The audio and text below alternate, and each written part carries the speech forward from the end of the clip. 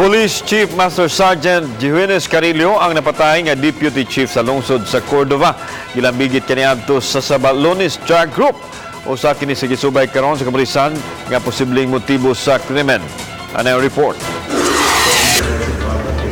Suma ni Police Brigadier General de Bolsinas, Regional Director sa PRO 7, kang pagpatantong kwarta ni Chief Master Sergeant Johannes Carillo, may unang itanaw sa mga investigador nga motibo sa pagpatay kaniya. But initially, we're checking on his background. No, ngano man to nahitabo. Accordingly, initial findings lang naman, we're looking on the possibility of his involvement on a big-time 5-6 operations in Cordoba.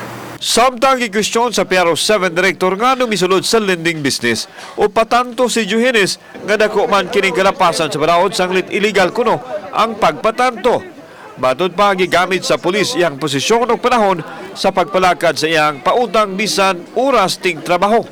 Lakip sa tanan, gustong masayran sa PNP ang background sa negosyo kung asa og dakong kapital ang pulis nga iyang gipatanto. That is against the law. We are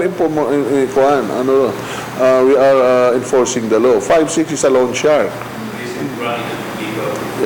That is supposed to be the police are not become the one operating of illegal activities. 5-6 is another legal activities. Alam niyo, that is more is fraud. Gibutyag ni Sinas nga mitumaw ang ngalan ni Carillo isip drug protector kaniadto. Ilabi na dihang na destino kini sa San Fernando ug siyudad sa Naga diin apil kuno siya sa payula sa Sabalones Drug Group.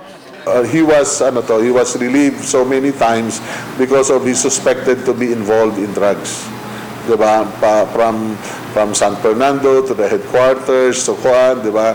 And from the Lapu-Lapu, etc. So there was always persistent report that he was involved in some of the anomalies in drugs. Gisusipas kapulisan ang nagpaluyo sa kamatayon sa pulis.